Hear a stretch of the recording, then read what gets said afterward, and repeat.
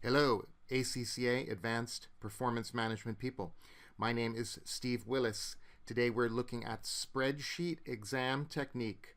We're in the practice platform. We are looking at the past exam question Sberry from December 2018. So let's get started.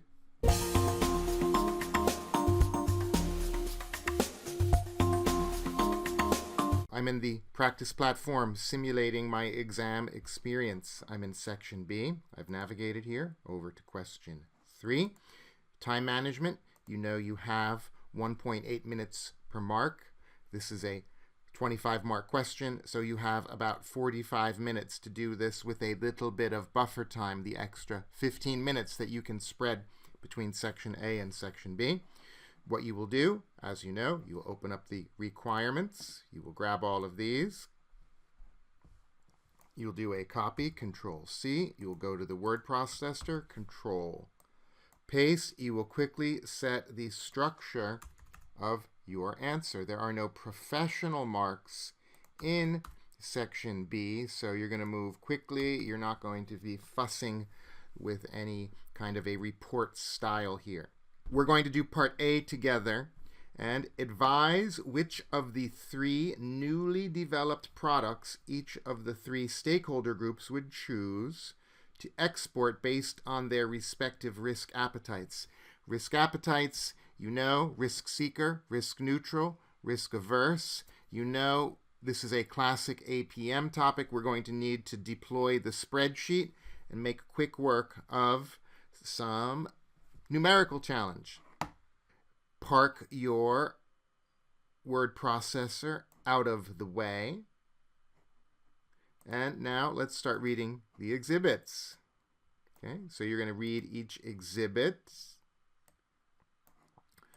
You're going to find information on the stakeholders. We've got 3 stakeholders here. You know, one will be risk averse, one will be risk seeker, one will be risk neutral, and you will identify them, and then you will say what their risk appetite is using the word because. And then we see Appendix 1. We see a spreadsheet, which is nice, so we can copy paste that information right into our spreadsheet. Okay, at this point, guys, stop the video, give this question a try on your own, and then come on back and check your work against mine. See what you think. Welcome back, friends. For the rest of this video, I'm going to focus on the spreadsheet working, and I'm going to save a lot of time. We had the exhibit that was given to us in spreadsheet form, so I have copied it. Now I am pasting it right into my spreadsheet, saving tons of time, as you'll see shortly. Now, we are on the hunt for an expected value for a MaxiMax and a MaxiMin. We have 3 products, 2 different exchange rates. 3 times 2 is 6. So I'm going to need 6 columns. And before I start working with the numbers, let us make a little template. So we've got this starting point copy pasted in. Let's add a line for the foreign exchange rate because that will be driving a lot of things that we do. We have the FX rate. Now we can get a price, okay, per unit. Then we can get the domestic materials per unit level.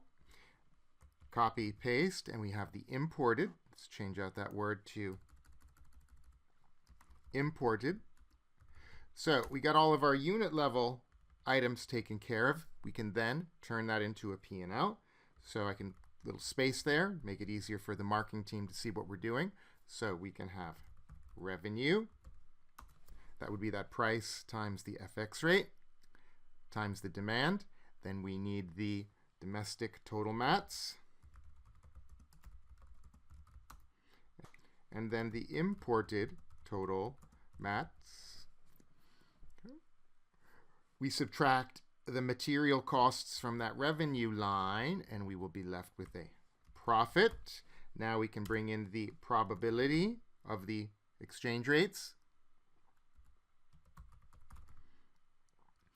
And we get an expected value if we multiply row 14 by 15, and then we can get a total EV line. So, very important stage of working with a spreadsheet. Make a template before you get started, guys. Now, as I mentioned before, we need 6 columns, not 3. And we can just deploy a little copy paste action here and turn that into, Control Z, undo, copy, paste, copy, paste, template ready to rock. And the exchange rate we know is equal to 2, but it can increase. That would be times 1.1, 10%. Okay, or it could decrease 10%. That'll be equal to 2 multiplied by 0.9. And I can just copy,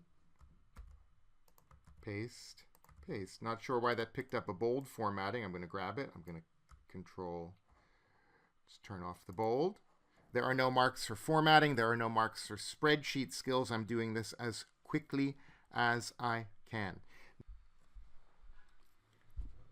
Now that we have the foreign exchange rate, we can do the price. Price will be equal to the price in K, the 8 in cell D3, divided by that foreign exchange rate that we set up in row 7.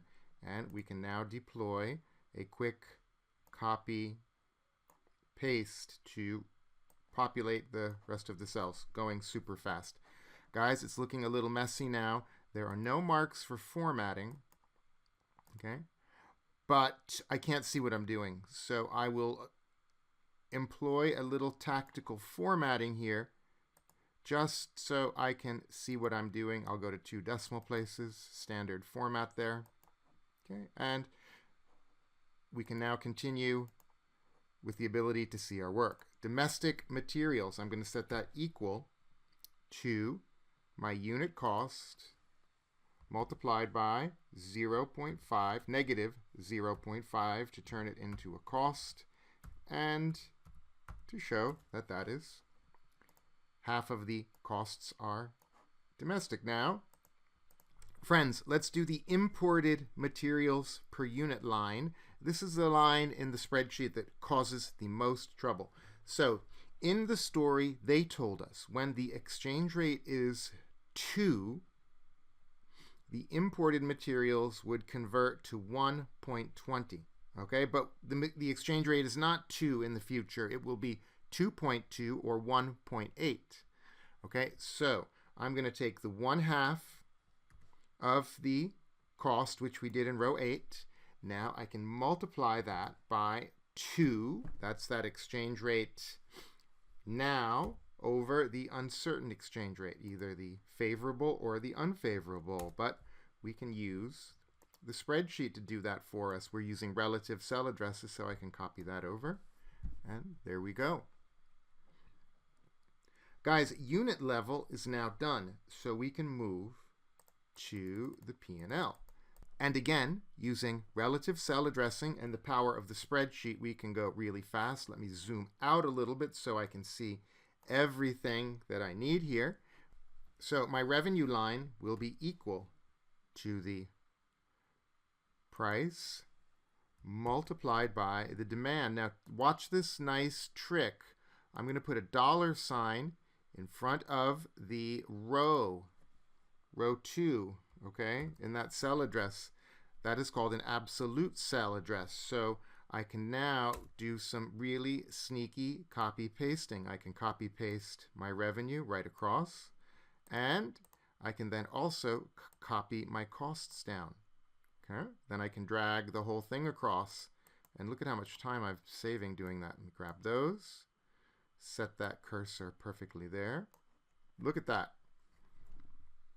going really fast. Okay, now zoom in. Let's come down. Okay, this is looking a little bit cluttered here. Check this trick out. I can grab my columns, I can double click, and it will auto enlarge my column to the widest item in that range of cells. Now, that C is not helping me. Let's just get that out of the way a little bit. Okay. And now we can do our profit. That's going to be equal, okay, to the sum of these three columns, these three rows. Drag that across. Look how fast we go with the spreadsheet. Isn't this fun? Okay, that formatting to the cent is starting to distract me. Not liking it at this point. Now that I'm at the total level, I'm just going to get rid of those cents. I'm going to put that over to a rounded to the 1. Remember, there are no marks for formatting, but let's be professional. Those cents are not helping us in this decision-making situation. I can now do a Control U here to underline everything, showing that that profit is the net of the lines above, and the probability is 0.75 for the 2.2. And oh, look at that, my formatting made trouble for me. So let me quickly reformat my probability line back to a percentage would be nice. Okay, okay. 0.25. I can grab those two, copy, paste, paste. Look at that. Now my probabilities are in place.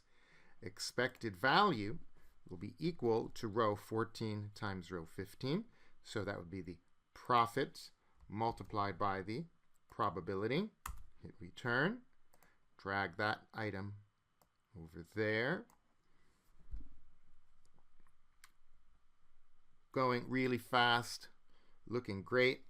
So the total expected value for each product now, we could use the sum. That'll be equal to the sum. Open up my brackets, grab those, and I can copy, paste, paste. Guys, this is coming along great. Look at this. We're essentially done. All right, friends. We've made quick work of the numbers using the spreadsheet. Let's interpret our results, as we will need the interpretation for our quick write-up in the word processing tool. We know the employees are the risk-averse stakeholders. They would go with MaxiMin, maximize the minimum profit.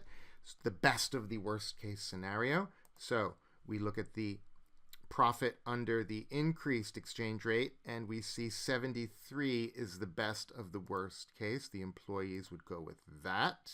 The directors, we discovered, were the risk seekers.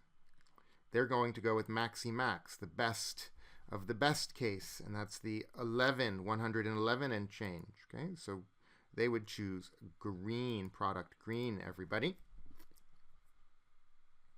And the shareholders, who are risk neutral, they would use the probability for their outcome, for their decision, and they would choose the biggest expected value. They would choose blue with the employees. They would go for the 82 and change, okay, which falls under the product blue. There are no marks for that formatting that I did. That was just for illustration. And we're going to use this information now in the word processor to write up our answer. Guys, I hope you found this demonstration useful. Spreadsheet tool is a great improvement over paper. Everybody, good luck on your exams. If you found this video useful, please throw down a like and subscribe. This is Steve signing out. Bye for now.